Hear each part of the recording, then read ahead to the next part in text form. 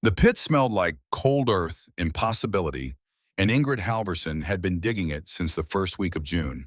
She worked with a short-handled spade, the kind meant for garden beds, because the long-handled ones required space she didn't have inside the cabin. Her knees pressed to her prissy palm into the raw Montana soil. Her back ached in the particular way that comes not from a single injury, but from the accumulated weight of months. The kind of ache that doesn't announce itself dramatically, but simply becomes part of the body's daily vocabulary. She was 64 years old, and she had learned not to negotiate with pain. She worked through it the same way she worked through cold and hunger and grief, by moving forward one spade's worth at a time. The hole was already 4 feet deep in the southwestern corner of the cabin floor, where she had pulled back the boards. She had calculated the dimensions, carefully sketching them on the back of a flour sack with a charcoal pencil the previous winter: 8 feet deep, 6 feet wide, 10 feet long. Deep enough that the temperature at the bottom would never fall below 40 degrees and never rise above 55. The kind of cold that preserved rather than destroyed. She had seen her mother keep a root cellar like this outside Gothenburg, cut straight into the hillside behind the house, lined with straw and pine boards, smelling exactly like this, like the earth breathing slowly in its sleep. She heard the horse before she saw the rider. The sound carried across the flat land around the cabin with unusual clarity. Hoofbeats on dry July ground a quick and purposeful rhythm that told her the rider was not someone in trouble and not someone simply passing through. Someone coming specifically here with a destination in mind. Ingrid straightened from the pit, pressing one hand against the small of her back, and walked to the cabin door. Cecily Ashworth sat her mare at the edge of the yard with the posture of a woman who had been taught from childhood that the way you carried your spine communicated everything necessary about who you were. She wore a riding habit the color of pine boughs, fitted perfectly to her shoulders, and her dark auburn hair was coiled beneath a hat with a small feather that made no practical sense in a Montana summer. She was 62 years old, and she looked, Ingrid thought, exactly like what she was, a woman who had traveled from Boston to Montana at 35, married into cattle money, and spent the subsequent 27 years accumulating the certainty that the life she had built was the correct kind of life. Cecily's eyes moved from Ingrid's face to her dirt-covered hands, to the open cabin door behind her, where the hole in the floor was visible even from 20 feet away. Something shifted in her expression, not quite shock, not quite amusement, but a species of entertained confusion, the look of a woman who has encountered something that confirms a suspicion she has been cultivating for some time. "Mrs. Halverson," her voice was bright and carrying, "what on earth are you doing?" Ingrid looked down at her hands, then back at her visitor. "Digging." Cecily dismounted with practiced ease, looping her reins over the fence post at the yard's edge. The same fence post Ingrid had repaired twice that summer, replacing the rotted sections herself with pine boards she had split by hand. Cecily walked to the cabin door and looked inside, her nose wrinkling slightly at the smell of upturned soil. She studied the pit for a long moment, the rough measurements of it, the careful wooden supports Ingrid had already placed along the north wall to prevent cave-in. "You're building a root cellar." It wasn't quite a connection. "Inside the floor." "I can see that." Cecily turned back to Ingrid, and there was something in her eyes now that had moved past entertained confusion into the territory of genuine bewilderment. "But summer has barely started. You have months before you need to worry about winter storage." Ingrid picked up her spade. "That's exactly when you need to start." Cecily looked around the property, the garden that ran in long, straight rows from the eastern side of the cabin, nearly to the tree line, 3 times the size of any reasonable kitchen garden, planted dense with potato greens and the feathery tops of carrots and turnips. She looked at the smokehouse Ingrid had built from salvaged lumber, in May rough-sided but functional, already faintly fragrant with the smoke of the venison strips hanging inside from their first curing. She looked at the 2 crates of cabbages sitting against the cabin's north wall, already purchased from a farmer 12 miles east, already waiting to go below. "My husband mentioned you've been buying provisions from half the farms in the valley." Cecily folded her hands in front of her, a gesture that managed to convey both patience and judgment. "Potatoes, turnips, dried beans, more than any one person could possibly need." Ingrid didn't stop moving. She lifted a crate of carrots she had dug that morning and carried it to the pit's edge, setting it down carefully in the straw she had already laid along the bottom. "One person can need more than people think." There are supply wagons that come through every 3 weeks. Cecily watched her with the focused attention of a woman cataloging evidence. There's a general store in town that stocks flour and sugar and tinned goods through the entire winter. There are ranchers in this valley with 100,000 head of cattle who are not going to let their neighbors starve. She paused. You're behaving as though civilization hasn't arrived in Montana. Ingrid straightened and looked at her directly for the first time. Her eyes were pale gray, the color of sky before snow, and they held the kind of steadiness that comes not from calm, but from having passed through the far side of the worst thing that can happen and discovering that you are still standing. Civilization doesn't arrive when the roads close, she said. Civilization doesn't arrive at 40 below. The supply wagon doesn't come when there's 6 feet of snow between here and town. And the ranchers can't help their neighbors when the cattle are freezing in the fields. Cecily's chin lifted slightly. It was a small movement, but a meaningful one. The physical reflex of a woman who has had an argument she expected to win turn in an unexpected direction. That's very dramatic. My husband thought so too. The silence that followed was the kind that has weight to it. Cecily heard what was being communicated, and for a moment her expression shifted into something that might have been genuine discomfort, a flicker of recognition that she had stepped into a territory she hadn't intended to enter. But the moment passed quickly, smoothed over by the social habit of a woman who had learned to move past other people's pain with efficient grace. I heard about Mr. Halverson, she said, her voice adjusted half a degree toward warmth. It was a terrible thing, but surely the answer to a single tragedy isn't to— She gestured at the garden, the smokehouse, the pit, all of this. Surely the answer is to trust your community, to rely on the structures that exist precisely for moments of hardship. The structures that exist, Ingrid said, and turned back to her digging, are built by people who've never been hungry. Cecily stayed for another 10 minutes. She walked the perimeter of the garden, studying the rows with the expression of a woman performing an inspection she hadn't been asked to perform.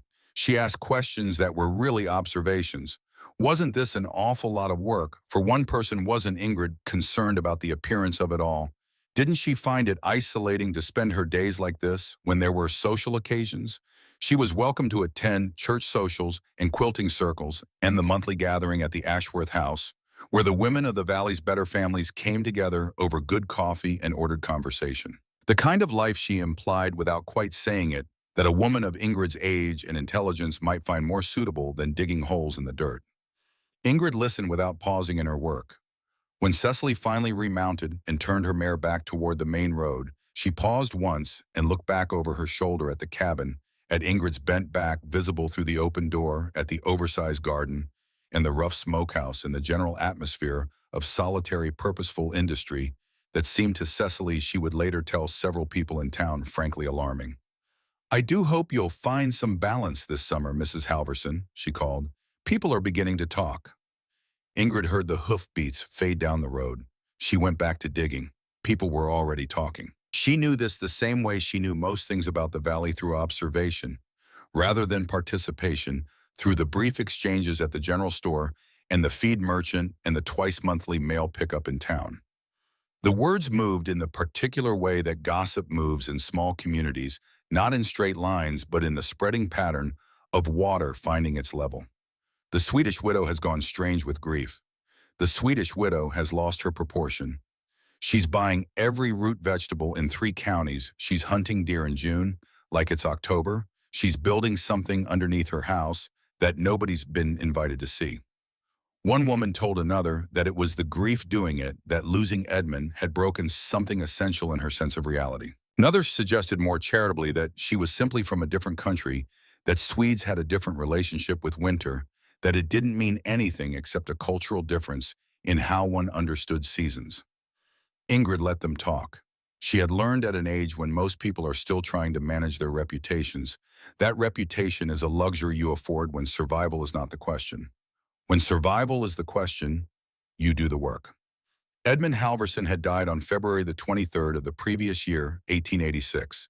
He had walked out of this cabin at 7 in the morning with his rifle and his warmest coat, and the particular expression he wore when he was trying not to show Ingrid that he was worried, a studied casualness, eyes slightly averted, the corners of his mouth held deliberately neutral. She had been 5 months pregnant. The flour sack by the stove was less than a quarter full. The temperature outside was 31 below. He had told her he would be back before dark. She had known watching him walk toward the tree line that the sky had the particular yellow-gray color that in Sweden meant a storm was building. She had known it in the way that people who have spent their childhoods in northern climates develop a kind of meteorological instinct, a reading of light and air pressure, and the behavior of birds that has nothing to do with instruments and everything to do with accumulated years of attention. She had opened her mouth to call after him and then had not, because what was the alternative? They had almost nothing left. Their cattle had died in December. The cold had come earlier than it should have and stayed longer than it had any right to, and the food Edmund had stored, which had seemed like a reasonable amount in October, had run down to a flour sack and 3 cans of preserved beans and a heel of dried venison that she had been rationing for 2 weeks. If he didn't go out, they would have nothing in 4 days. The storm came up 2 hours after he left. She watched it from the window, the way the sky dropped and the wind shifted, and the snow began not as individual flakes, but as a white wall moving across the valley, erasing the tree line, erasing the fence posts, erasing the world down to a 20-foot radius around the cabin. She kept the fire burning. She sat by the window until dark and then past dark, listening for footsteps that didn't come. She found his body 3 days later, when enough snow had melted to reveal the dark shape of his coat against the white ground 2 miles from the cabin in a hollow below the eastern ridge where he had apparently tried to shelter from the wind. He was on his side, one arm extended in front of him as though he had lain down for a moment to rest and simply not risen. The rifle was still in his right hand. He had not fired it. Whatever he had gone out to find, he had not found it before the storm found him. She was 5 months pregnant, and she dug his grave herself in the frozen earth behind the cabin, working for 4 days with a pickaxe and a determination that frightened her. In retrospect, the kind of determination that exists on the other side of feeling beyond grief and beyond fear in the cold mechanical place where the body simply continues because stopping is not an option it can locate. She lost the baby 3 weeks later. The doctor in town, when she finally managed to get to him in April, said it was the combination of physical stress and malnutrition and grief, the body making calculations about what it could sustain when everything was coming apart at once. He said it with clinical compassion, the way doctors say things they have said many times before, and Ingrid had sat in his office and nodded and said nothing and driven herself home in the wagon through the mud of early spring and sat in the empty cabin for 1 full day without moving and then stood up and began planning. She spent the rest of that spring taking stock of every mistake. Not Edmund's mistakes, there were none really, only the impossible arithmetic of not enough, but the structural mistakes, the ones that had made not enough possible. They had trusted the seasons to behave normally, and they had not. They had stored what they thought was enough for a normal winter, and it had not been a normal winter. They had assumed, without ever quite putting it into words, that the valley around them constituted a safety net, that neighbors and merchants, in the regular rhythms of supply, would catch them if they fell. The net had not held. The nets never hold, she thought, when the whole valley is falling at once. In the first week of June, she had started digging. The work of a full summer is a thing that unfolds slowly, and then looking back from the end of it seems to have happened all at once, each day, bleeding into the next with the same early light and the same aching back and the same accumulation of small tasks that somehow collectively added up to something real. Ingrid planted her garden in the second week of June, potatoes, turnips, carrots, cabbage, dried beans in rows that stretched 50 feet from the cabin, then 70, then 100. She broke ground that hadn't been broken in the 3 years they had owned the property, turning sod with a pickaxe until her palms bled, then wrapping her hands in strips of flour sacking and continuing. She bought seed from the feed merchant in town, paying with the money she earned taking in laundry twice a week and mending clothes for 3 families in the valley, and doing any other work that anyone was willing to pay for. She did not think of herself as desperate. She thought of herself as thorough. The hunting started in June and did not stop. She shot a mule deer on June 18th, a young buck that weighed perhaps 140 pounds, and she spent 3 days cutting it into strips no thicker than her finger, rubbing each one with the salt and black pepper mixture she had studied from her mother's practice in Sweden, and hanging them in the smokehouse over a hickory and apple wood fire that she maintained at exactly the right temperature for 48 hours. The smoking was the part she had to learn from scratch. Edmund had always done it, and she had watched but not closely enough, not with the focused technical attention she now understood was necessary. The first batch came out too dry at the edges and too moist in the center, and she stripped it down and started again with adjusted spacing and a lower fire. The second batch was better. The third was right. She shot a second deer in July, a third in August. In September, 3 days before Aunt Sigrid arrived from Helena, she brought down an elk on the ridge above the eastern pasture, a cow elk heavy with late summer fat that gave her more meat than the 3 deer combined. She quartered it on the hillside and carried the pieces down in 4 trips, her back screaming with each load, arriving at the smokehouse just before dark on the third trip, with the last of the hindquarters balanced across her shoulders. She stood in the smokehouse doorway and looked at the hanging strips of venison and the elk quarters waiting to be processed, and the smell of wood smoke and curing meat, and the understanding moved through her, not as a feeling exactly, but as a physical fact that she was going to be all right. It was not a comfortable knowledge. It was simply knowledge. The difference mattered.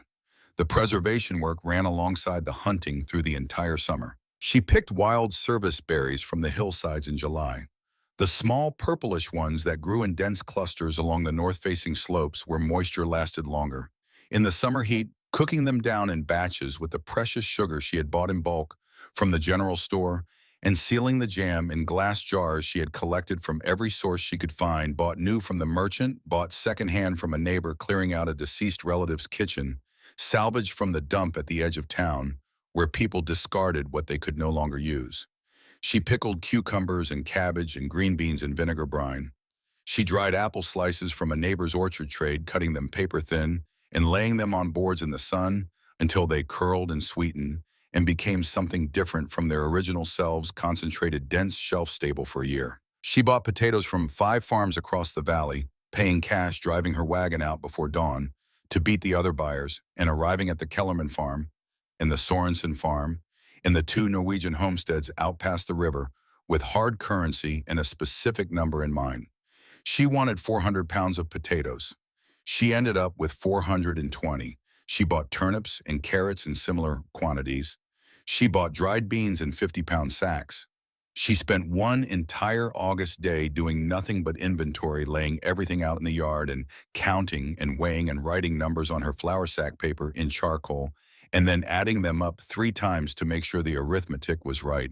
When the counting was done, she had approximately 580 pounds of provisions in various stages of storage. She needed 600. She went back out the next morning and bought 2 more sacks of dried beans. The cellar beneath the floor was finished by the second week of August, 8 feet deep, 6 feet wide, 10 feet long. The walls lined with split pine planks fitted tightly together to hold back the clay, the floor covered in a 4-inch layer of clean straw. The ceiling joists doubled to carry the weight of the cabin floor above. She had built a wooden ladder from rungs she cut herself in 2 rails of lodgepole pine, and she had cut a trap door in the cabin floor. Directly above the pit, fitting it with iron hinges she had traded a side of cured venison for at the blacksmith shop in town. The temperature at the bottom of the pit when she climbed down with a thermometer on a string read 43 degrees on the 1st of September. She had aimed for 45. She was satisfied. She lowered the food in on the 15th of September, crate by crate, jar by jar, sack by sack. It took the better part of 2 days. She arranged everything according to a system she had worked out in advance. Root vegetables in the bottom rows, where the temperature was most stable, preserved fruits along the upper shelves, where they needed slightly less cold-dried meat in the middle, hanging from wooden pegs she had driven into the pine boards. She labeled everything with charcoal on strips of cloth, though she also knew perfectly well where every item was without the labels. The labels were for the discipline of knowing, not for the convenience of finding. When it was done, she climbed out of the pit and closed the trap door and sat down at her kitchen table and looked at the floor beneath which she had placed 620 pounds of food and felt for a moment something very close to peace. Aunt Sigrid arrived on September 3rd by train from Helena, carried to the platform in a chair by her grandson, who did not stay, who had his own farm to return to, and left the old woman in Ingrid's care with the guilty efficiency of someone managing an obligation. Sigrid Anderson was 83 years old and nearly blind, her world reduced to shapes and light in the extraordinary compensation of the other senses that blindness develops in those who live long enough with it. Her hands twisted by decades of work into a shape that suggested the root systems of old trees moved with surprising precision. She could identify the contents of Ingrid's root cellar by smell alone, could tell the quality of the cured venison by pressing it between her fingers, could read the temperature of a room within 2 degrees by the feel of the air on the skin of her forearms.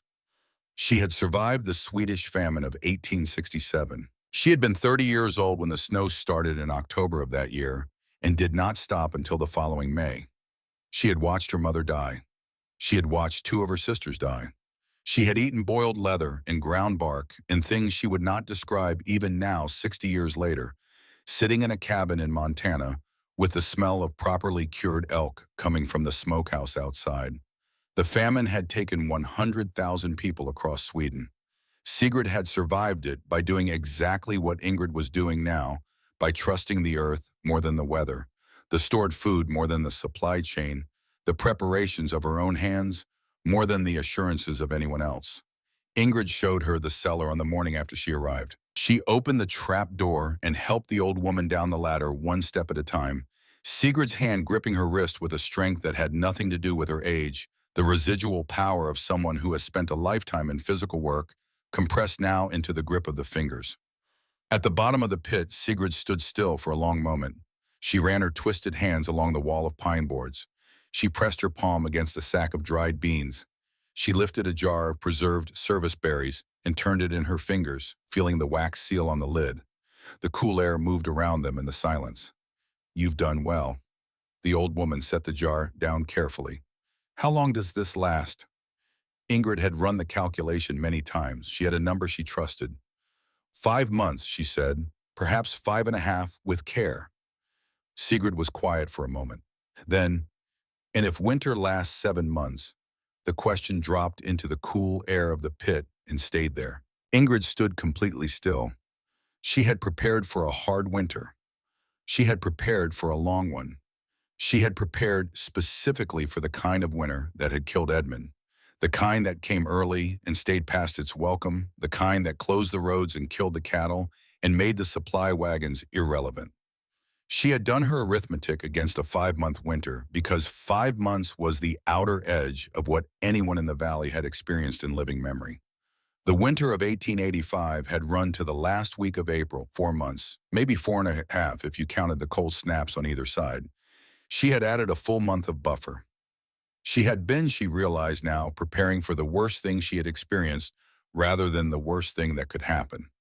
These were not the same. "My grandmother survived the famine of 1867, Sigrid said.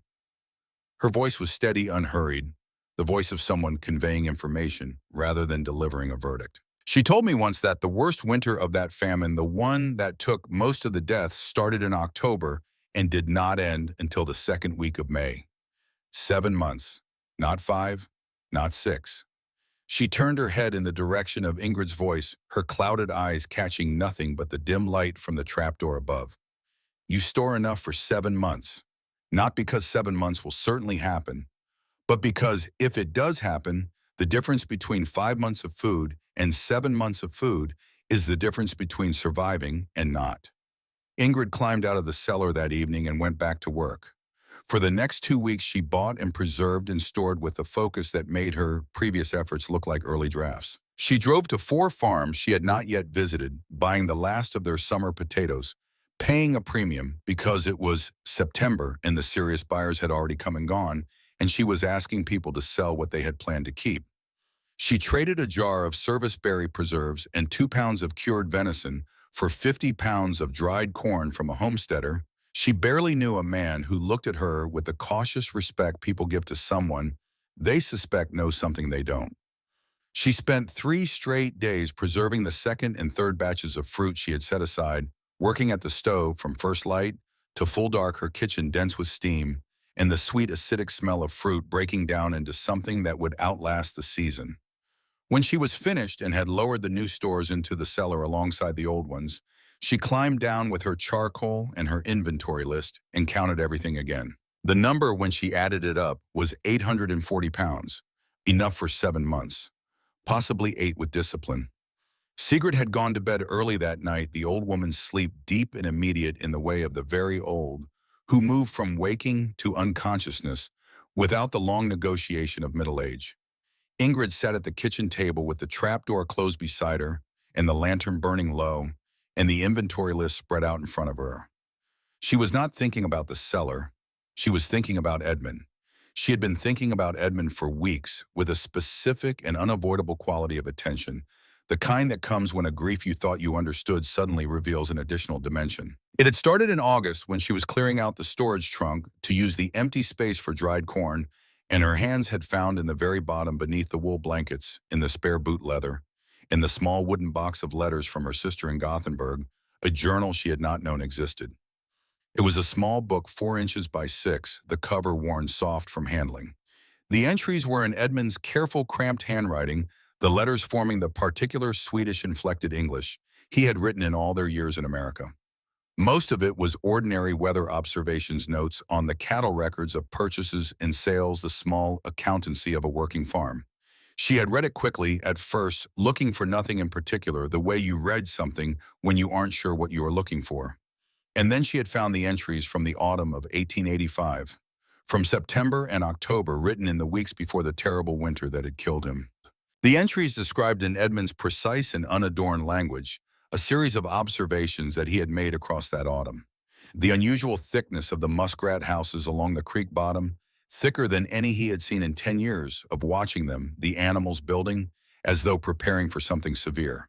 The migration of the sandhill cranes, which had passed through the valley 6 weeks earlier than the previous 5 years, moving south with a speed and density that suggested urgency rather than routine.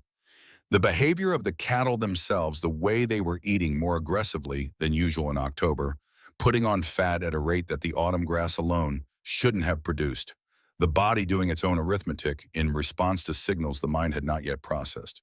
The trees, the way the cottonwoods along the creek had turned color 2 weeks early and dropped their leaves in a single hard week of wind rather than the usual gradual taper. Edmund had seen all of this. He had noted it with the careful attention of a man who spent his days outside reading the land the way sailors read water. And in the last entry before the winter started, he had written a line that Ingrid had read 4 times before she trusted that she was reading it correctly. She looked at the journal now on the table beside the inventory list. She did not open it. She knew what it said. He had written, "I think this winter will be harder than any we have seen here. I haven't told Ingrid. She already worries too much about the stores, and I don't want her to spend the winter frightened. We will manage." They had not managed. He had known they were underprepared, and he had said nothing because the knowing frightened him in a way he could not bring himself to transmit to her. His silence had been an act of love. She understood that the specific love of a man who believed that protecting his wife from fear was part of his obligation, that carrying the weight of the hard knowledge alone was part of what it meant to be a husband. It was a generosity that had killed him. She had loved Edmund Halverson for 31 years. She loved him still in the particular way that the dead stay with us, not as absence, but as a presence that has changed in character, less immediate, more essential, woven into the fabric of how we understand the world, rather than walking alongside us in it. She did not blame him. But she had read that entry and sat with it for a long time, sitting with the specific sorrow of learning that the catastrophe could have been different, that a different choice, not even a different person, just a different choice from the same person might have changed the outcome. She had thought, sitting with that journal, "I will not protect anyone from knowledge." She put the journal in the drawer beside the iron stove, not in the bottom of the trunk where it had hidden from her for months. In the drawer she opened every day, where she kept her matches and her charcoal pencils and the small compass that had belonged to her father. Where she would see it, where she would be reminded. Cecily Ashworth came back in the last week of September. Not to the cabin this time. Ingrid learned about it secondhand from the girl who delivered the laundry back to the Kellerman farm, who mentioned with the cheerful indiscretion of 17 that Mrs. Ashworth had told several women at the monthly gathering that the Swedish widow was clearly not well, that she had been buying provisions, like a woman expecting Armageddon, that someone really ought to speak to her about finding proper community support rather than burying herself in the earth like a frightened animal. The girl delivered this information without any apparent awareness that it might be sensitive, purely as interesting news from the social world that Ingrid did not inhabit, and Ingrid received it without expression and thanked the girl and went back to sorting the last of the dried apple rings into their storage jars. She was not angry. She had moved past the register of anger that other people's opinions could produce, having discovered that anger toward people who have not yet been tested is a waste of the energy that winter will need. Cecily Ashworth had never been hungry. She had come to Montana from a Boston family with capital behind them, had married into cattle money at 35, and had spent the subsequent decades building a life insulated from the kind of material precarity that teaches slowly and permanently what is worth worrying about and what is not. She was not stupid. She was not cruel. She was simply, Ingrid thought, a woman who had never stood over a hole in the frozen ground with the wind cutting through her coat and the knowledge that what lay in that hole was the only thing standing between her family and starvation. The things you don't know until you know them, you simply don't know. October arrived with the first frost, the kind that killed the last of the garden's green tops and silvered the grass in the mornings before the sun came up enough to burn it off. Ingrid pulled the last of the potatoes from the ground in the first week of October, working fast before the soil hardened, brushing the dirt from each one and setting them in crates to dry slightly before they went down into the cellar. She brought in the last of the cabbages and the remaining turnips. She sealed the smokehouse against the dropping temperatures, checking the cured venison and elk for any spots of mold or moisture, finding none. She checked the cellar temperature again, 41 degrees at the bottom, now slightly cooler than September. Still well within the range that preserved without freezing. She stood in the yard on the morning of October 12th and looked at the sky. It had the particular color she remembered from Sweden. Not the gray of ordinary overcast, but something yellower underneath the gray, a tint that came from light bending through air that was already organizing itself for something serious. The birds had been unusually quiet for the past week. The creek below the eastern field had dropped faster than it usually did in October, the flow lessening as the snowpack in the mountains above contracted in the early cold. She had watched the muskrat house at the bend in the creek, thick-walled and high, the animals piling mud and vegetation, with a focused urgency that she had not seen in the 10 years she and Edmund had lived on this property.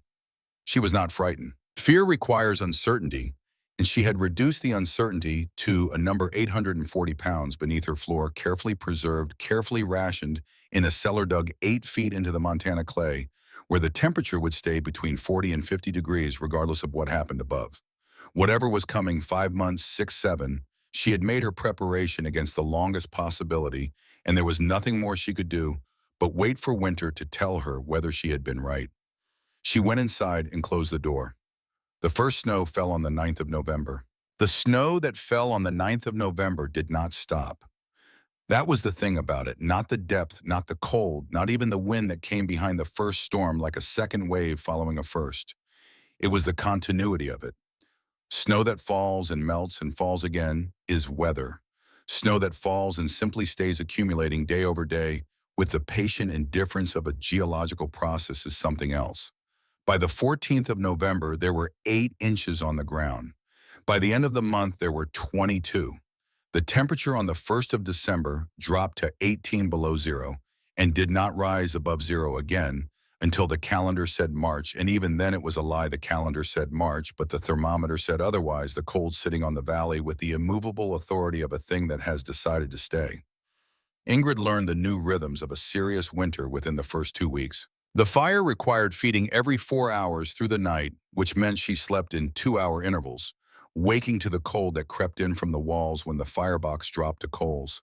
She wore her coat inside the cabin for the first 3 weeks of December, before she made adjustments, stuffing the gaps in the window frames with strips of wool blanket, packing the door threshold with dried grass she had collected in October, specifically for this purpose, hanging a second blanket across the interior wall between the sleeping area and the main room to reduce the volume the stove had to heat. These were not emergency measures. They were the ordinary engineering of a cold country winter, the kind of knowledge that accumulates across generations in places where winter is not an inconvenience but a condition. She heard the first tree explode on the night of December 8th. The sound came from the timber line to the north, a crack like a rifle shot, sharp and clean and loud enough to pull her upright from sleep, with her heart already accelerating before her mind had caught up with what her body knew. She lay in the dark for a moment, listening, and heard 2 more in quick succession, from different distances, the sap inside the trunks freezing and expanding until the wood failed catastrophically, the energy of the cold expressing itself through the destruction of the trees. She had heard this sound once before as a child in Sweden. She had not heard it in 10 years in Montana. The fact of it, the temperature required to split living wood settled into her chest alongside everything else she was carrying that winter. Not as fear, but as confirmation. Outside in the fields that had been grassland in October, the cattle of the Ashworth Ranch were beginning to die. She could not see the Ashworth grazing land from her cabin. It lay 4 miles to the northeast, the main pasture land stretching across a broad bench above the river, the secondary grazing land extending south along the valley wall. But the valley was not large, and the information moved through it even when the roads did not. In the second week of December, she heard from the feed merchant's boy, who was making his last delivery run before the roads closed entirely, that the drifts on the Ashworth North Bench had reached the shoulders of the cattle, standing in them that the animals were burning their fat reserves faster than the supplemental hay could replenish them, that Aldous Ashworth had brought in every available man to break trail to the hay stores 3 times a day. But the cold was defeating the effort, the exertion of walking through chest-deep snow, burning more calories than the hay was providing. By Christmas, the drifts were 6 feet deep on the exposed benchland. The temperature on Christmas morning was 38 below zero. The Ashworth cattle began dying in the night, freezing, where they stood in the open, the cold moving through them faster than the metabolic heat could be sustained. Aldous' hands found them in the morning stiff and half-buried, glazed white across their backs and faces, their eyes open and already clouding. They moved the bodies to the perimeter of the field and kept moving because there was nothing else to do. The bodies accumulated along the fence lines like a kind of terrible inventory. Ingrid had 40 pounds of oats she had stored for her horse and a secondary bag of dried corn she had intended as backup emergency feed. She rationed them carefully through December, giving the mare just enough to sustain her through the cold without depleting the stores prematurely. The horse stood in the small lean-to stable she had built against the south wall of the cabin in November, blanketed and bedded in deep straw, her breath making clouds in the frigid air that seeped through the lumber gaps. She was a sturdy animal, a Montana-bred quarter horse that had been born to this climate, and she was surviving. Ingrid checked her twice a day, brushing ice from her coat in the mornings, checking her hooves for the cold weather splits that could cripple a horse in a single hard freeze. She was not going to lose the horse. She was not going to lose anything she could prevent losing. The first family came to her door on the 27th of December. Their name was Pelletier, a French-Canadian family 3 miles east, a husband and wife, and 4 children ranging from 7 to 15. The husband had lost his snowshoes trying to get to town and had been unable to replace them before the road closed. The family had stored what he had estimated was sufficient food for a normal Montana winter, 4 months of provisions, which was more than most families in the valley and less than what was needed for this one. He stood at her door with the particular expression that proud men wear when the situation has finally outrun their ability to manage it through pride alone. Jaw-set eyes slightly averted, the sentence coming out in pieces rather than one smooth request. His wife stood behind him on the snow path they had tramped from the road, her arms around the youngest child, her face showing none of the pride and all of the urgency. Ingrid opened the trapdoor and climbed down and came back up with a 10-pound sack of dried beans and a wrapped portion of cured venison and 3 pounds of dried apple rings. She set it on the table. The man started to reach for his pocket. He had something to trade, a tool or a coin or a promissory note, and Ingrid put her hand flat on the table beside the food. "Keep it. You'll need everything you have."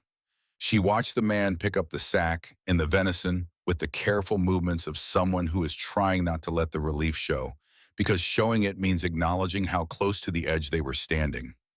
More families followed across January.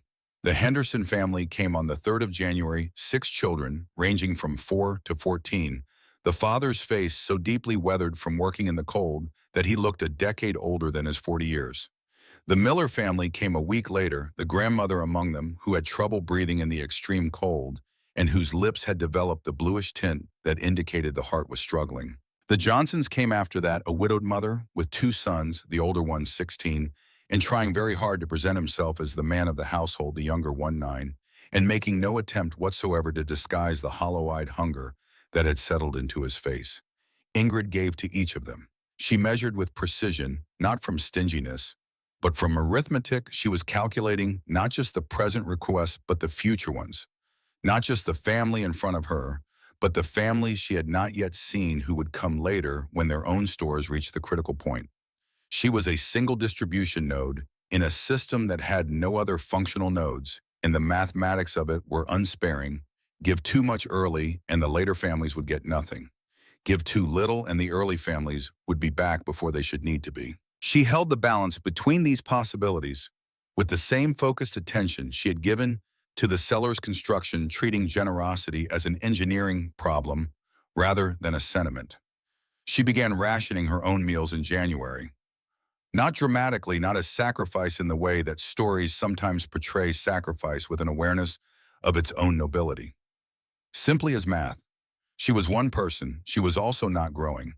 The children who came to her door were growing, their bodies demanding more calories than their size suggested, and the cold outside was burning through everyone's reserves at an accelerated rate.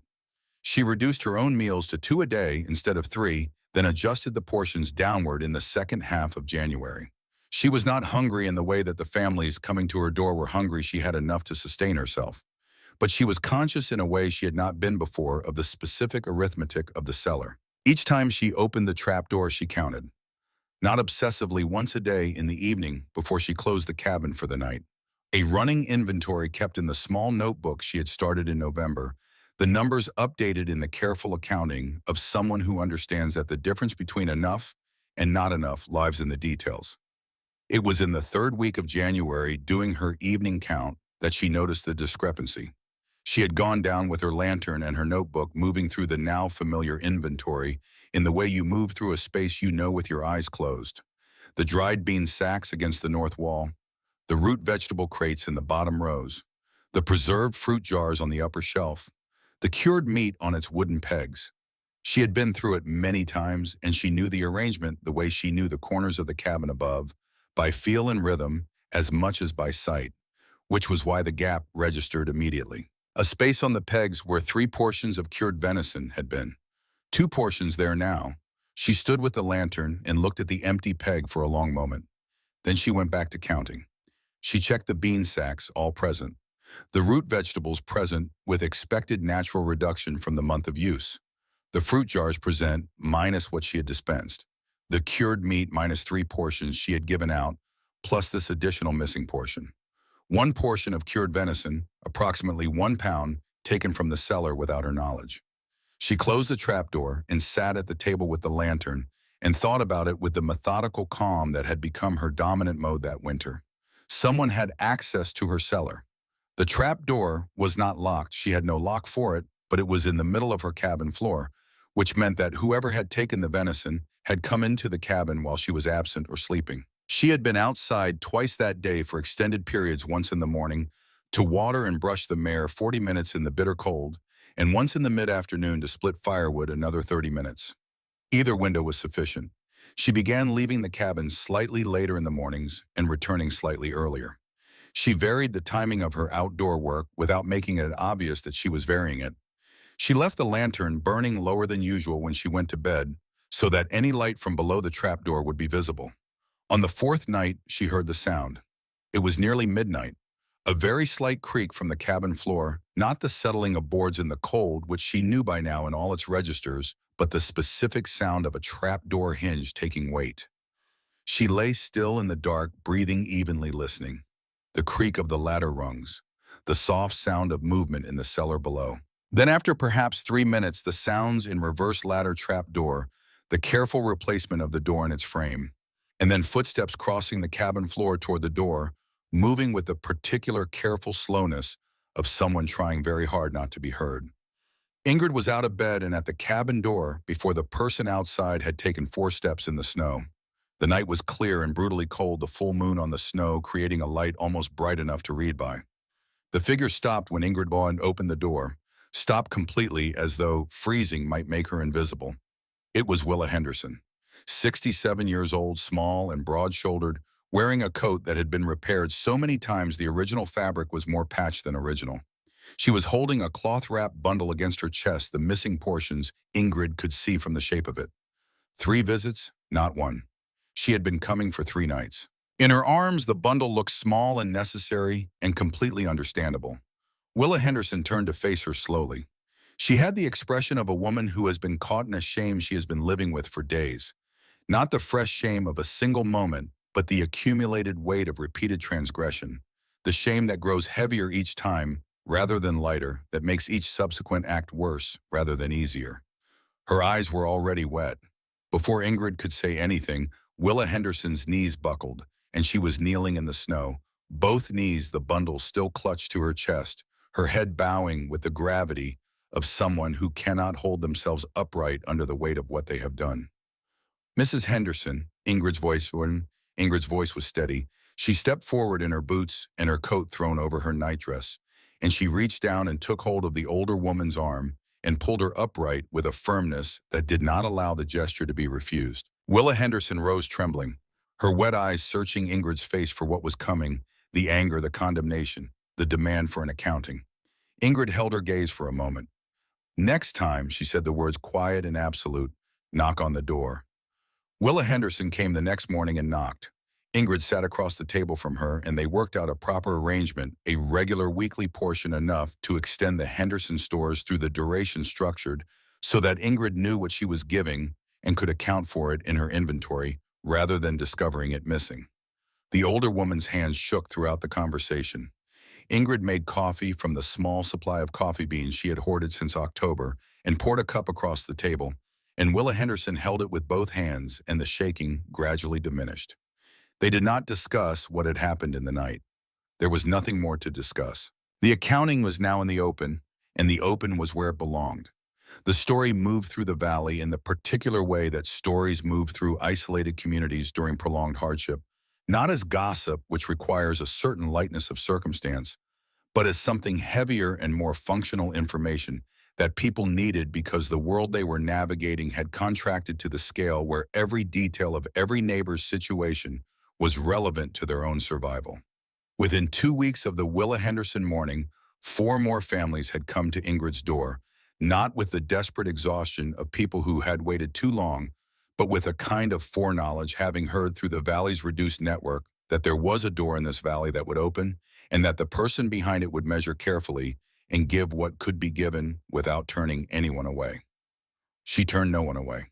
She gave the Miller grandmother an extra portion of dried apple because the sweetness helped with the old woman's breathing complaints, something about the concentrated sugar, or perhaps just the comfort of it. She gave the Johnson boy's younger brother, the 9-year-old, a small extra portion of dried venison. Each visit that she did not record in the official dispensation, a private accounting she kept in a separate column of her notebook. It cost her something. She was willing for it to cost her something. February arrived. The cold deepened in ways that should not have been possible, the thermometer reading 40 below in the second week of February, and then dropping further past the instrument's lowest mark point into temperatures that had no number attached, but communicated themselves through the behavior of water and wood and metal. The creek had frozen solid in December.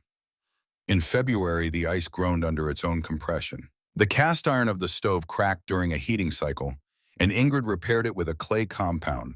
She mixed herself. Working in the cold interior of the cabin, with the fire banked low, her fingers losing sensation twice and requiring warming before she could continue. The repair held. Everything that could hold, she made hold. She was counting the cellar inventory on the evening of February 18th when she heard the horse. A single horse moving slowly through deep snow. The hoofbeats coming up the path from the main road with the labored rhythm of an animal working hard against the drifts. Not a driving rhythm, no harness sounds, no carriage wheels. A single rider moving carefully. Ingrid stayed at the table and waited. The knock came 5 minutes later.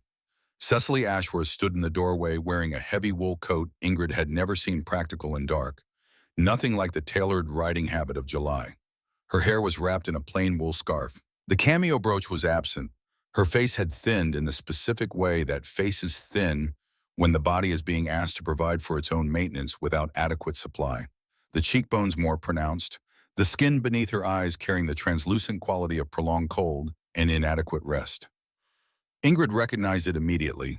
She had seen it in the mirror. Cecily's voice when she spoke carried the effort of someone who has spent a long time preparing a sentence and is now delivering it in conditions very different from those in which it was rehearsed. "Mrs. Halverson, I've come to ask for your help." Ingrid opened the door wider and stepped back. The warmth of the cabin moved over Cecily like a physical thing. She stepped inside and stood for a moment just past the threshold, her eyes moving around the interior with the slow inventory of a woman who is taking in the evidence of a world that has functioned while her own has been coming apart. The fire burning without crisis in the hearth. The dried meat hanging from the rafters where Ingrid had moved a secondary supply to keep it accessible without repeated cellar trips.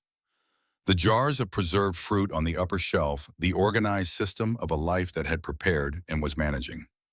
Cecily's expression contained no mockery now.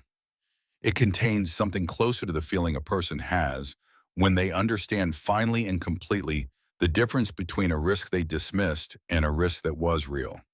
She sat at the table when Ingrid indicated the chair. She accepted the water that was offered. She put her hands flat on the table surface, and the gesture had the quality of someone steadying themselves against their own internal motion. "The supply wagons haven't come since December," she began. Her voice was level. Each sentence measured the delivery of someone who has rehearsed this and knows it is going to cost her. "The hunting parties come back empty. My husband has sent men out 4 times and they've found nothing worth bringing home. The deer have moved to lower country and we can't get to the lower country through the drifts." She paused. "We had provisions for what we thought was an adequate winter. We were wrong about adequate." Another pause longer. "My children are showing it. The younger two especially. There's a look they get, Mrs. Halverson. A specific look." Her voice held steady, but something moved behind her eyes, the specific terror of a parent watching their children's health recede in small increments that together add up to something alarming. "I know what that look means, and I cannot sit in that house and watch it continue." Ingrid had been watching her throughout this. She had noted the precise moment when Cecily had moved through the architecture of her own pride and come out the other side, not beyond pride, not stripped of it, but past the point where pride could be afforded. It was a threshold Ingrid knew. She had crossed it herself in different circumstances, and she recognized the crossing in another person. She waited, because there was more. She could hear in Cecily's pauses the presence of something unsaid, something beyond the request itself. Cecily's eyes dropped to the table surface. "There's something else." The sentence came out with more difficulty than the preceding ones, the difficulty of a confession rather than a request.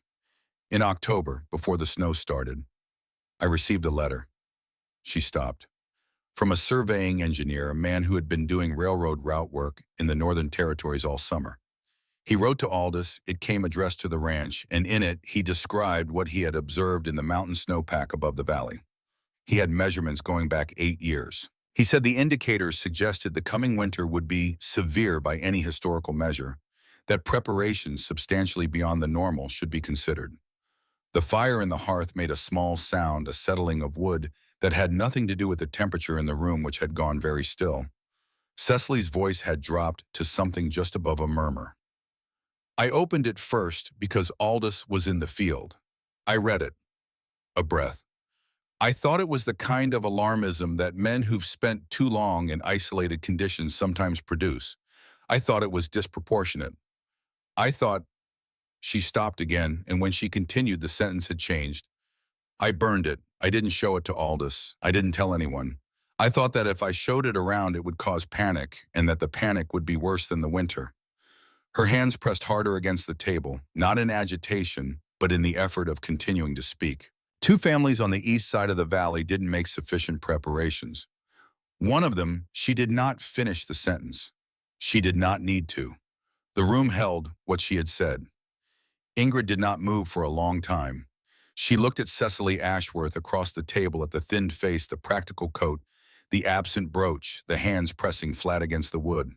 She looked at what a woman looks like when she has been carrying a specific weight for 3 months and has finally set it down in front of another person because she cannot carry it alone to the end. She thought about the surveying engineer's letter moving from Cecily's hands to the fire in October, the information it contained becoming heat and ash while the valley below made its ordinary preparations for an ordinary winter that was not ordinary at all. She thought about Edmund's journal in the drawer beside the stove. She thought about silence that comes from love and silence that comes from pride and whether the difference between them in the end changes the weight of what is left behind. Then she stood up and walked to the trapdoor and opened it and went down the ladder. She came back up with a 10-pound sack of potatoes, a wrapped portion of cured elk, a jar of preserved service berries, and a pound of dried beans. She set them on the table in front of Cecily. "This is enough for a week," she said. "Come back next week and there will be more." Cecily stared at the food on the table, then at Ingrid, then at the open trap door, the cold air still rising from it, carrying the smell of earth and the knowledge of what was down there. Her voice, when it came, carried a quality Ingrid had not heard from her before, a stripped-down quality without performance or social management. "I mocked you. I told people you were unstable. I laughed at this." Her hand moved toward the trap door in a gesture that encompassed everything: the cellar, the smokehouse, the garden, the entire summer's work. "How are you giving me food?" Ingrid looked at her steadily. "You mocked me. You were wrong. Now you're hungry." A pause. "But your children didn't laugh at me, and I won't let them carry the keist of what you did." She pushed the provisions closer across the table. "Take it. Come back next week." Cecily came back the following week, and the week after that, and the week after that. She came on horseback until the drifts made that impossible, and then she came on snowshoes, appearing at the cabin door in the early afternoon with her breath making clouds in the frozen air, accepting the measured weekly portion with a composure that had replaced the need to perform a larger self. They did not discuss what she had confessed that first night. They discussed the practical matters, what the children needed specifically, whether any medical need had developed, whether she could carry a given weight back through the drifts on snowshoes. They built across these weeks a strictly functional relationship, two women in a winter together, one holding the stores and one receiving them, with the history between them present in every exchange but not spoken, because speaking it would not change anything, and there was nothing to be gained from what speech could not change. March arrived, and the cold did not soften. Ingrid had expected March to feel different. Every previous Montana winter she had experienced, including the terrible winter of 1885, had broken its worst character by the first week of March. Not warmth, not spring, but a modulation, a sense that the cold had spent itself. This winter did not modulate. The temperature in the first week of March was 22 below. The second week brought another storm that dropped 14 inches of new snow on the 6 feet already on the ground. The drifts against the north wall of the cabin reached the eave line. She was giving away more than she had planned. The 11 families, she counted them, now formal names and family sizes in her inventory notebook, had come with needs that exceeded her initial projections, not because her projections had been careless, but because the winter itself exceeded every projection. She had planned for 7 months of provisions for herself, plus a significant surplus for distribution. But the distribution had been heavier than anticipated, and the winter was running longer than even Sigrid's 7-month warning had suggested. She counted the cellar inventory on the evening of March 20th and wrote the number in her notebook, and then looked at it for a long time. The number said she had 8 weeks of provisions remaining at current personal consumption. At current distribution rates, the provisions would last 5.5 weeks. The gap between 5.5 weeks and 8 weeks was 2.5 weeks, and 2.5 weeks, she calculated, was approximately 17 days, and 17 days in a March that was not ending was not a comfortable margin. She adjusted the distribution downward by 15% across all families, explaining to each of them when they came that the adjustment was temporary and calibrated, and that everyone was receiving the same reduction. She reduced her own meals to once a day. She ate the portions that the families had declined when they were too ill or too depleted to finish what she had given them. Waste was not permissible under any calculation. She moved through the days with the mechanical focus she had first found standing over Edmund's grave in February of the previous year, the place where feeling and action separate and action continues because it must. On the night of March 28th, she could not sleep. This was not unusual. She had not slept well in months, the cold and the weight of the distribution and the steady maintenance of the fire conspiring against rest. But this night had a different quality. The cabin was warm enough, the fire adequate, the horse settled in the lean-to. There was nothing wrong, practically speaking. She lay in the dark and felt the particular texture of a fear she had not let herself feel since September, since the pit was full and the arithmetic was right, and she had allowed herself the brief luxury of a provisional peace.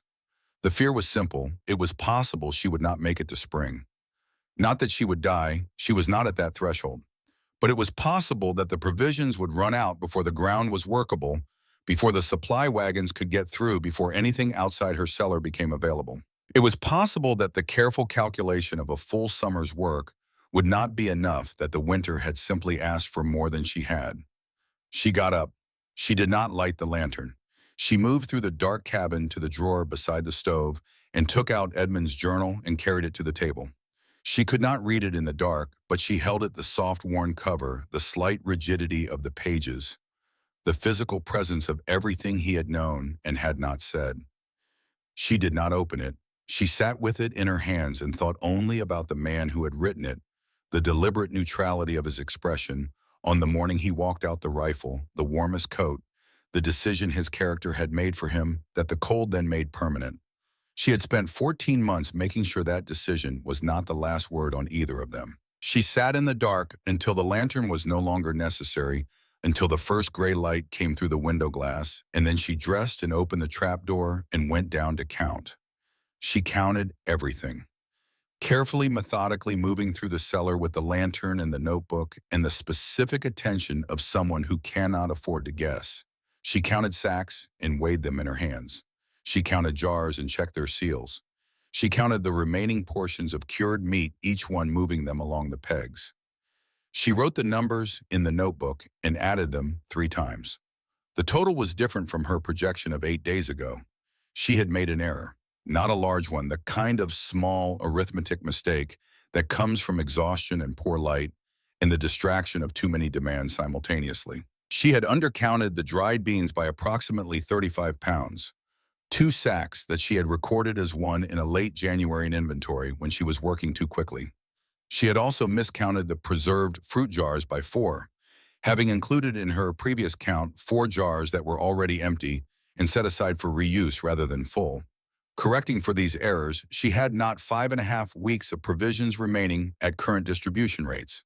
She had 9 weeks. 9 weeks from March 28th was the last week of May.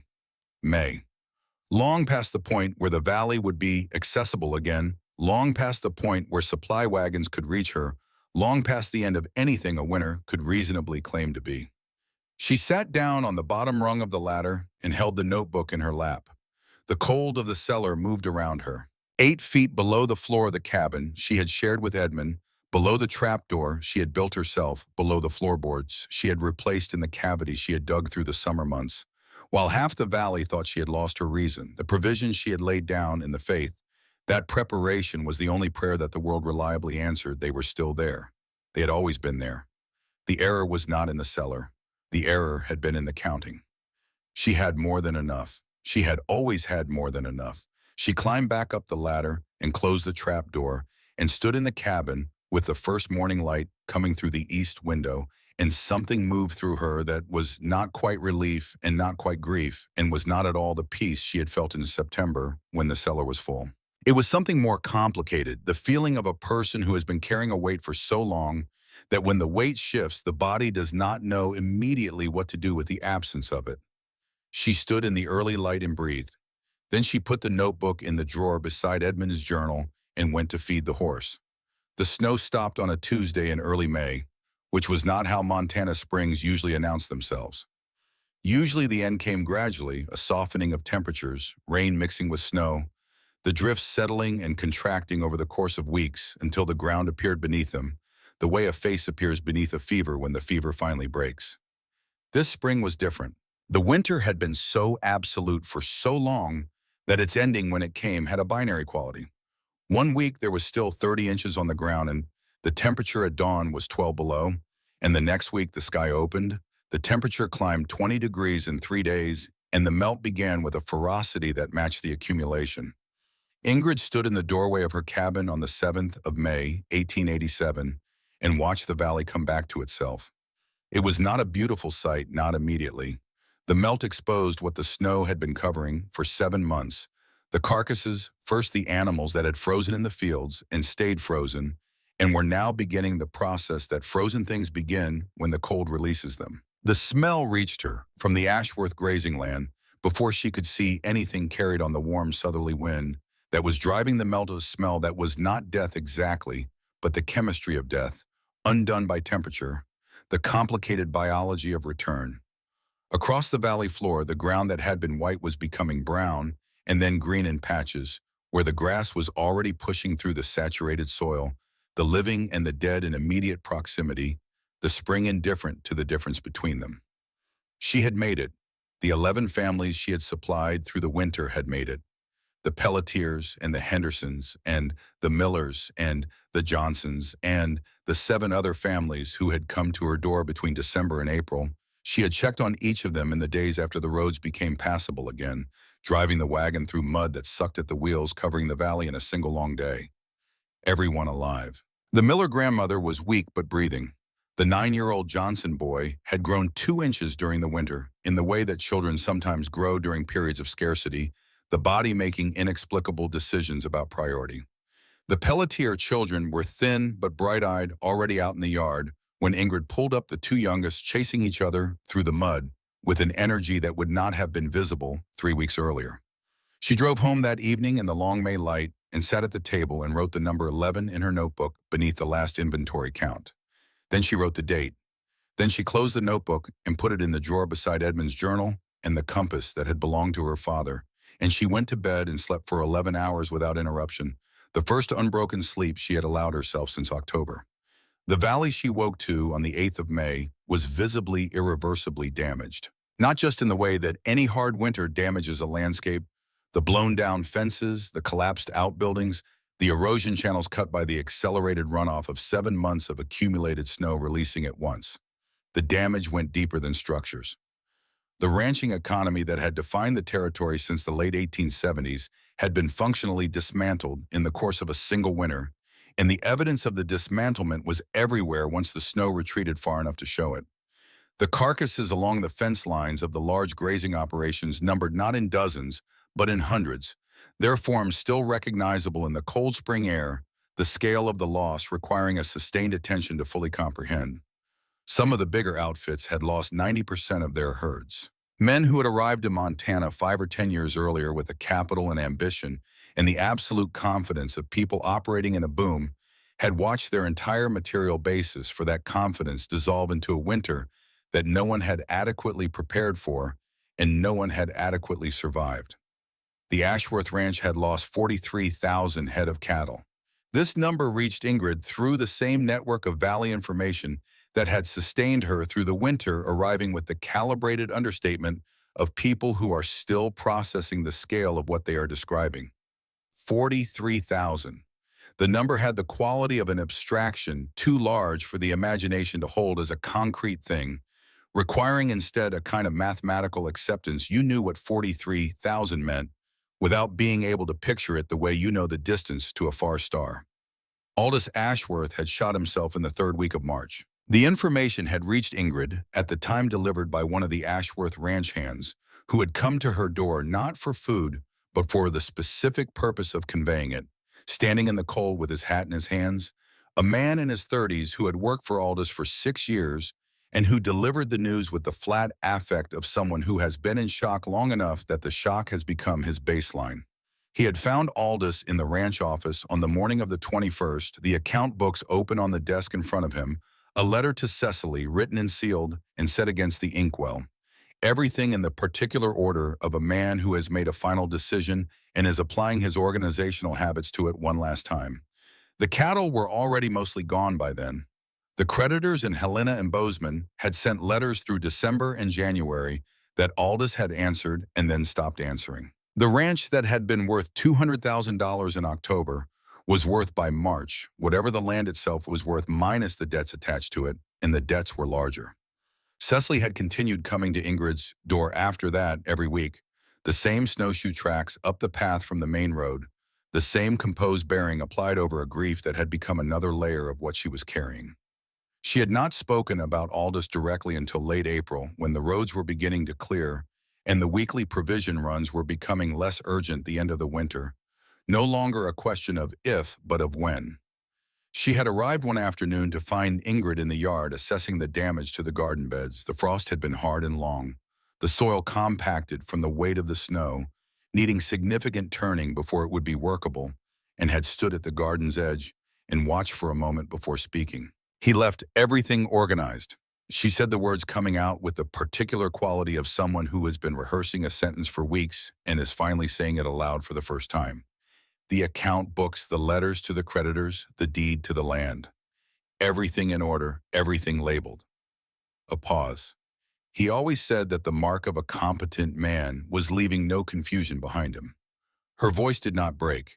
It had a quality instead of something that had been through breaking and come out the other side into a place beyond. It's steady in the way that things are steady when they can no longer be shaken because there is nothing left to shake. He was a competent man. He was simply not prepared for a winter that didn't follow the rules he had built his plans around. Ingrid had set down the spade she was using and looked at Cecily across the turned earth. She did not offer a platitude. She had nothing to offer that would be worth more than the silence she was already giving. After a moment, she said, "Will you stay on the land?" Cecily's eyes moved across the valley, the Ashworth property visible to the northeast, the main house still standing, the outbuildings intact, the grazing land empty and brown and enormous in the spring light. "I don't have the capital to restock, and I can't do what you do." A slight movement in her expression, something that was not quite a smile but occupied the same territory, the recognition of a fact stated without embellishment. "I don't have your relationship with the ground, Mrs. Halverson. I never understood it. I still don't entirely. But I understand that I don't have it, and that matters." She turned back to Ingrid. "I'm taking the children to Boston. My sister is there. We'll manage." She stopped. "But before I go, there's something I need to do with the land." Ingrid waited. "Aldous owed debts to 4 creditors," Cecily began, and what followed was not a short conversation. It lasted the better part of an afternoon, the two women moving from the garden to the cabin as the temperature dropped toward evening, Cecily laying out the architecture of the Ashworth financial situation with a precision that suggested she had been living inside the numbers for weeks. The ranch land was largely unencumbered by the cattle debts. Aldous had kept the land title separate from the operational credit, a legal instinct that had been the last protective thing his organizational mind had done for the family. After the creditors were settled, a substantial parcel of the eastern benchland remained clear. Approximately 400 acres, the flatter ground that had been secondary grazing land, but sat at a lower elevation where the snow depth had been more manageable through the winter, where the soil was deep and workable. Cecily had already spoken to a lawyer in Helena by letter. She had already made the primary decision before she came to talk to Ingrid about it. What she was asking was not permission, but participation. "I want to deed 40 acres of it for a community food store," she said. The sentence landed with a weight that it had clearly been carrying for some time, pressed down by the seriousness with which she had arrived at it. A proper facility, a building, a root cellar storage capacity that the whole valley can draw on. Stocked before winter each year, maintained by whoever the community designates, replenished from a fund I'll establish before I leave. She held Ingrid's gaze. "The remaining 360 acres I'll sell at a price that supports the fund for 10 years. After that, the community maintains it." Ingrid was quiet for a moment. The fire in the hearth made its small sounds between them. "That's a significant thing to do." "It's the minimum," Cecily said, and the word came out with a flatness that contained everything she had not said in the months since February. Not the minimum of generosity. She was not performing generosity, Ingrid understood. She meant the minimum that the situation morally required of her, the floor beneath which she could not go, and still live with the knowledge of what she had burned in October. Ingrid looked at her across the table.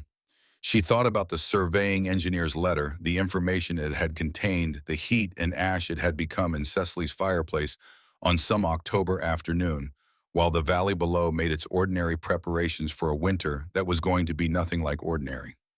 She thought about the 2 families on the east side who had not made sufficient preparations. She thought about the specific way that knowledge withheld becomes a different kind of weight from the weight it would have been if shared heavier and distributed unequally concentrated in the person who held it rather than spread across everyone who needed it. She thought about Edmund's journal in the drawer, about silence that comes from love and silence that comes from pride, and whether the outcomes in the physical world could always be distinguished. "There's a name I'd like attached to it," Cecily continued. "The facility, the fund." She paused the pause of someone placing a weight carefully rather than dropping it. I'd like it called the Halverson Community Store. Ingrid stood up. She walked to the window and looked out at the May evening. The long light on the valley, the mountains still white above their midline, the lower slopes already green with the grass that was pushing up through the wet ground. She stood there for a moment with her back to the room, and the moment was not silence exactly, but the kind of held breath that precedes a response that requires more of a person than a simple yes or no. Put my name on the management, she said finally without turning around. Not the building, the work. She turned then, and her pale gray eyes were steady. I'll run it. I'll train whoever comes after me to run it. But the building carries no name. Names on buildings are for people who want to be remembered. I want the valley to be fed. Cecily looked at her for a long moment. Then she nodded once the nod of a woman who has received exactly the answer the situation deserved and knows it.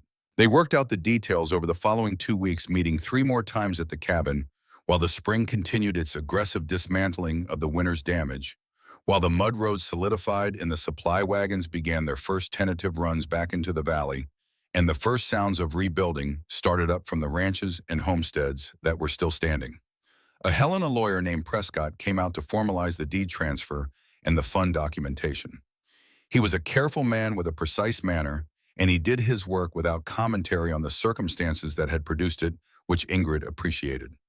The paperwork was signed on the 22nd of May in Ingrid's cabin, Cecily Ashworth and Ingrid Halverson across the table from each other, with the document between them, and the transaction was real. Aunt Sigrid died on the 14th of July. The news came by post, a letter from Sigrid's grandson and Helena, written in the careful hand of a man performing an obligation he took seriously. She had gone in her sleep, he wrote, which was the best death available to a person of her age in history. She had been, he added, with the particular phrasing of someone reaching for word adequate to a life he had only partially understood, more prepared for everything than anyone I have ever known. He did not elaborate. He did not need to. Ingrid received the letter on a Thursday morning, standing at the mail office in town, and read it twice and folded it and put it in her coat pocket and walked back to her wagon. She sat in the wagon for a few minutes before driving home. Sigrid had been 83 years old, and she had survived the Swedish famine of 1867 and the death of her mother and 2 sisters, and 60 years of a hard country life and 1 more Montana winter that had killed younger and less prepared people all around her. She had made the trip from Helena in September to ask a single question, and if winter lasts 7 months, and the question had been the difference between enough and not enough. She had lived to see the answer confirmed, and then she had died in July in a bed in her son's house near Helena, and whatever weight she had carried since 1867, she had put down at the end. Ingrid drove home and planted the late corn she had been delaying, and did not speak about the letter to anyone that day. The community storage facility was completed in October of 1887, built on the cleared 40 acres of what had been Ashworth benchland, a substantial timber building with a properly engineered root cellar beneath it that held 2,000 pounds of provisions, 3 times the capacity of Ingrid's cabin cellar. She had supervised the construction in consultation with a builder from Bozeman, specifying the cellar depth and the insulation layering from her own experience, insisting on the double-wall construction that regulated temperature more effectively than single planking. The builder had listened to her with the careful attention of a professional encountering someone who knows more about a specific problem than he does, taking notes, asking clarifying questions, modifying his approach accordingly. The finished cellar held its temperature at 42 degrees through the following winter, slightly cooler than target, but within the functional range. She stocked it herself that first autumn. Not alone 6 families from the valley contributed labor, and a portion of their harvests surpluses to the initial inventory, understanding in the direct and unargued way of people who have recently survived something severe exactly what the facility was for and why it needed to be ready before the cold came. The Pelletier family brought potatoes. The Millers brought dried corn and preserved fruit. Willa Henderson arrived with a wagon loaded with cured venison from the 2 deer her youngest son had brought down in August, the meat processed according to a technique Ingrid had described to her the previous winter through the cabin door. Ingrid watched the wagon being unloaded and noted in her management notebook that the Henderson contribution was substantial, 3 times what the family's size required by the proportional contribution formula she had worked out. She did not mention this to Willa Henderson. Willa Henderson knew exactly what she was doing and exactly why, and neither of them needed the transaction translated into language. Cecily Ashworth left for Boston on the 3rd of September, 1887. She came to the cabin the afternoon before her departure, not on horseback and not on foot, but in a hired wagon driven by one of the remaining. Ashworth hands her luggage in the bed behind her. The children, 3 of them ranging from 9 to 16, sitting in the back, with the quiet watchfulness of children who have spent a year watching the adult world reorganize itself around forces they only partially understand. She was wearing the same practical coat. The Boston clothes Ingrid assumed were in the luggage. She did not come inside. She stood in the yard in the September afternoon light and looked at the cabin and the garden and the lean-to stable and the smokehouse and the general atmosphere of a property that had survived intact what so much around it had not, and her expression was not envy and not sorrow and not quite admiration. It was the expression of someone looking at a thing they understand better now than they did, understanding arriving too late to be useful, but not too late to be real. "I don't know how to be you," she said finally. "I don't know how to trust the ground the way you do. I don't know how to work the way you work, or plan the way you plan, or—" She stopped. "I know that about myself now, which I didn't know before. I suppose that's something." Ingrid stood at the yard's edge and looked at her. "You know what you don't know," she said. "That's not nothing. Most people don't get even that far." She paused. "Wherever you are, winter will come. It comes everywhere." Cecily's eyes held hers for a moment.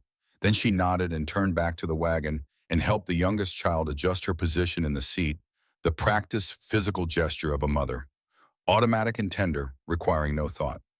The wagon moved down the road toward town, and Ingrid watched it go until the shape of it blurred into the distance, and then she went back to the garden to finish the last of the fall planting before the frost came. In the spring of 1889, a farmer named Orrin Tulliver began stopping by the community storage facility on his way in from the eastern section of the valley, asking questions about the inventory management that showed a real understanding of the underlying logic. He had survived the winter of 1886 by the same fundamental method as Ingrid, by storing more than he thought he needed, by trusting the lessons of people who had known scarcity, by doing the work in summer that most people put off until it was too late to do it correctly. He had lost no cattle because he had not overstretched into cattle in the first place. He had 2 children and a property that had come through the die-up in better condition than almost anything else in the valley. They spoke first about the storage facility, and then over the course of several conversations about other things, the management of the spring planting, the techniques for maximizing cellar space, the specific challenges of curing meat in a climate where summer was short and the window for proper smoking was narrow. He was a man who asked questions that showed he was actually listening to the answers, which Ingrid had found in 64 years of navigating the world to be rarer than it should have been. He had a quality of attention that reminded her of the way she read the sky before a storm, focused, patient, collecting information without rushing to a conclusion. She did not fall in love with him in the way that the word suggests, with its implication of suddenness and surprise.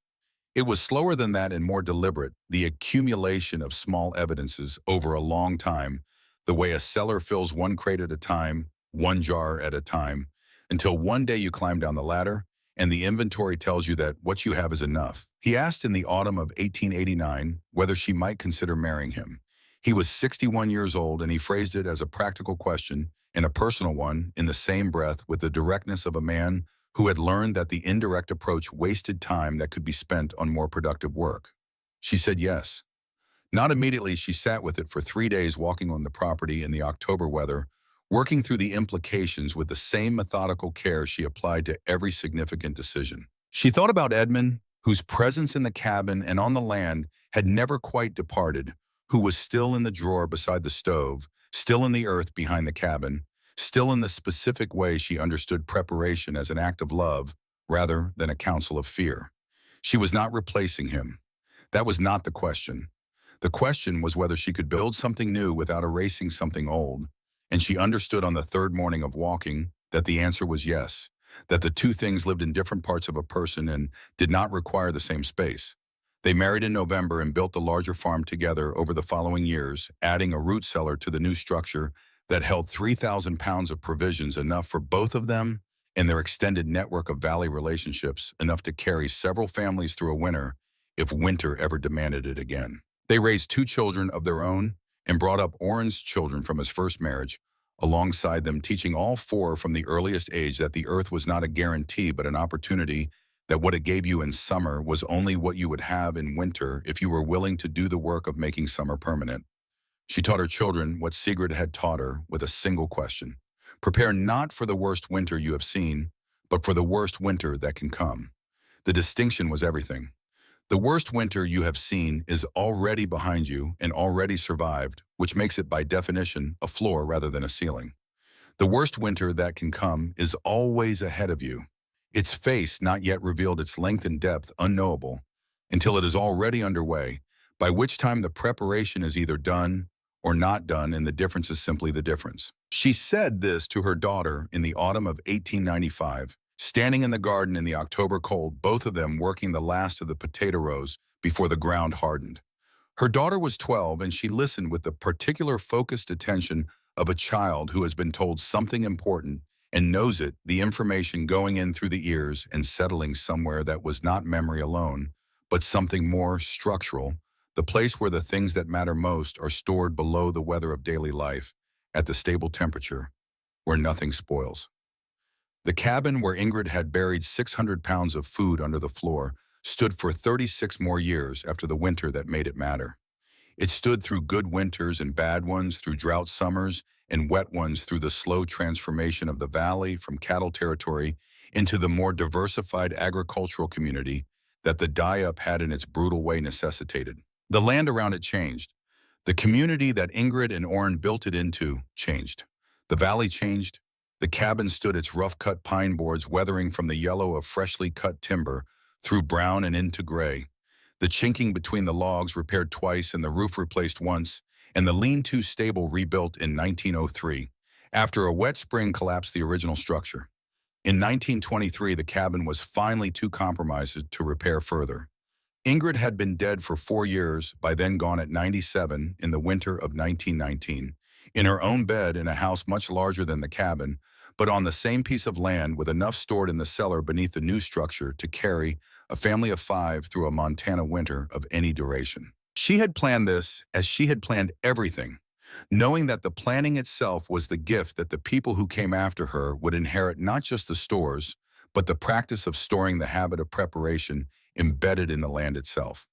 The family had retained the original cabin as an outbuilding for years after moving to the larger house, using it for storage and equipment and the miscellaneous overflow of a working farm. By 1923, the roof was no longer sound, and the floor had begun to give in 2 places where the boards had rotted through from below. The decision to demolish it was made by Ingrid's son, Niels Tulliver, who was 52 years old and had grown up in the valley knowing the cabin's history, the way valley children know their landscape through the stories told at mills and at the community storage facility, each autumn when the stocking began, stories that belong not just to the family, but to the broader memory of everyone who had come through that winter. He hired 4 men from town to do the work. The foreman was a man named August Kowalski, 38 years old, 3rd-generation Montana, whose grandfather had been the eldest of the Pelletier children, the family who had first come to Ingrid's door in December of 1886, the father with the studied casualness of a proud man at the edge of his capacity. August Kowalski did not carry the name Pelletier because his mother had married a man from the Polish mining community east of Bozeman, but the story had passed through the family in the same form that all essential stories pass, not as formal history, but as the kind of thing you know, the way you know your own face through repeated exposure without ever having sat down and memorized it. He knew the name Halverson. He knew what it meant in the geography of his family's survival. The demolition took 3 days. On the second day, when the crew pulled up the remaining floorboards in the southwestern corner of the cabin, they found the trapdoor. August Kowalski recognized it for what it was. Immediately, the iron hinges, the careful fit of the door in its frame, the deliberate construction of a thing meant to seal against temperature rather than simply close against entry. He sent the other men to work on the north wall and opened the trapdoor himself. The cellar was intact. 8 feet deep, 6 feet wide, 10 feet long, exactly as Ingrid had specified and built in the summer of 1886. The pine boards lining the walls had darkened with age but had not collapsed. The Montana clay around them had settled and held, and the structure had maintained its form through 37 years of seasons above it. The straw on the floor had composted down to a dark, rich layer that smelled of earth. The wooden pegs on the wall where the cured meat had hung were still in place. The upper shelf where the preserved fruit jars had stood was still level, held by its pine supports. On the shelf in the corner, farthest from the ladder, there were 3 glass jars. August Kowalski climbed down the ladder and crossed the cellar and lifted the first jar carefully. The wax seal had held. The jar's contents, dark, preserved the color of something that had once been living and was now suspended at the edge of time, were still identifiable as service berry jam. The label was a strip of cloth tied around the neck of the jar, the letters written in charcoal that had faded but remained legible, a Swedish word for berry preserve, and beneath it in the same careful hand the year. 1886. He set it down and lifted the second jar, which was the same. The third was slightly different. It was wrapped in a piece of oilcloth tied with twine, and when he unwrapped it, he found that it was not a jar at all, but a rectangular metal tin of the kind that had been used for tea and tobacco. In the 1880s, its lid pressed shut, its surface spotted with the rust of decades but structurally sound. He carried it to the ladder and climbed up into the daylight and set it on the one remaining section of cabin floor that was still intact and opened it. Inside the tin, wrapped in a piece of wool flannel that had retained its shape despite the years, was a small journal. Its cover was soft and dark with handling. The pages, when August Kowalski opened it with the careful hands of a man who understands he is touching something fragile, were still legible. The ink had faded to a pale brown, but the letters were distinct, the handwriting cramped and precise, forming English words with the particular character of someone who had learned the language as an adult. He read the first entry, then the last. He did not read the middle, not because he was not curious, but because he understood without being told that the middle was not for him. The first entry established what the journal was, and the last entry told him what it had meant. He held the last page for a long time. Edmund Halverson had written on the day before he walked out into the storm, "I think this winter will be harder than any we have seen here. Ingrid is stronger than she knows. If I don't come back, she will be all right. She will be more than all right. She will do what needs to be done." August Kowalski sat on the remnant of cabin floor for a long while after reading this, with the valley spread out behind him in the June light, the mountains visible above their green timberline, the hayfields of the Tulliver farm running green and dense to the east. He thought about his grandfather's account of December 1886, the walk through 3-foot drifts to a cabin where a woman with pale gray eyes had opened the door and gone below the floor and come back up with a sack of potatoes and a portion of cured venison and a matter-of-fact instruction, "Come back next week." He thought about the distance between the man who had written those last words in the journal and the woman who had made them true. He thought about the specific courage of a person who prepares for the worst, not because they lack hope, but because they understand that hope by itself does not keep children alive. He stopped work for the rest of that day. He drove into town that evening and brought the journal to the local historical society, where a woman named Mrs. Elspeth Vane received it with the careful hands of someone who has been entrusted with something that belongs to more than one person. August explained what it was and where he had found it, and she wrote everything down, and then she put the journal in an archival box and placed it on the shelf reserved for primary documents of Valley history, the deeds and letters and account books that recorded the factual texture of lives that mattered beyond the people who had lived them. He went back the next morning and filled in the cellar. He did it himself without the other men. He moved the dirt in with a short-handled spade, not the long-handled kind, working from the edges inward, filling the space from the bottom, up the way the earth fills any vacancy it has been given enough time to reclaim. He took the 3 glass jars and set them on the board beside him as he worked, and when the cellar was half full, he climbed down one last time, the way a person goes back to a place they are leaving for good, and stood in the bottom of it for a moment with the smell of old earth around him. He thought some people dig holes in the ground and call it defeat. She dug a hole in the ground and called it preparation, and the difference between those two things was the difference between everyone who came to her door that winter and everyone who didn't come because they didn't need to, and the 11 families who survived because she had done the arithmetic and done the work and trusted the ground more than she trusted the weather or the calendar or anyone's assurance that civilization would arrive in time to save her.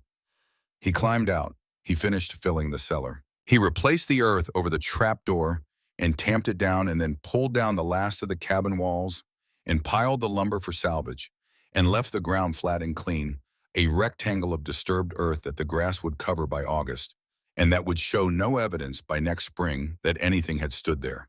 But the story had not gone into the ground. It lived in the community storage facility that still stood on the 40 acres of former Ashworth benchland, still stocked each October before the first snow, still managed by the descendants and successors of the network Ingrid Halverson had built across a single terrible winter. It lived in the Tulliver family's practice of storing 3 months more than they thought they needed, a habit so embedded in the family's operations that the younger generation had stopped knowing where it came from and simply accepted it as the way things were done. It lived in August Kowalski's own family's approach to autumn, the automatic turning of attention in September toward what was stored and what needed to be stored, and whether the gap between the two was acceptable. It lived in the journal on the shelf at the Historical Society, in its archival box available to anyone who wanted to read it. And it lived in the specific transmissible knowledge that certain people carry, not as ideology or philosophy, but as practice, as habit, as the physical memory of hands that have learned to prepare before the season demands it, that have understood through experience rather than instruction, that the time to bury food is not when winter is coming, but when summer is at its fullest, when the ground is giving everything it has, when preparation feels premature and is for exactly that reason most necessary. The first snow of 1923 fell on a Thursday in November. August Kowalski was in his barn when it started forking hay into the stall where his 2 horses stood blanketed against the October cold that had preceded this first real storm of the season. He heard the change in the sound of the wind outside, the particular shift in register that comes when snow begins, the wind becoming denser, more muffled, the world starting its annual project of going quiet. He set down the fork and walked to the barn door and looked out at the snow beginning to fall on the valley, on the fields, on the flat square of disturbed earth 2 miles away, where the cabin had stood, the earth already receiving its first white covering of the winter. His cellar contained 900 pounds of provisions. He had checked the inventory 3 days ago and would check it again this evening. He had enough to carry his family through a hard winter, and if it came to that, to share with anyone who knocked. He watched the snow fall and felt in the ordinary way of a man who has absorbed a lesson so completely that it is no longer recognizable as a lesson, the quiet satisfaction of someone who is ready.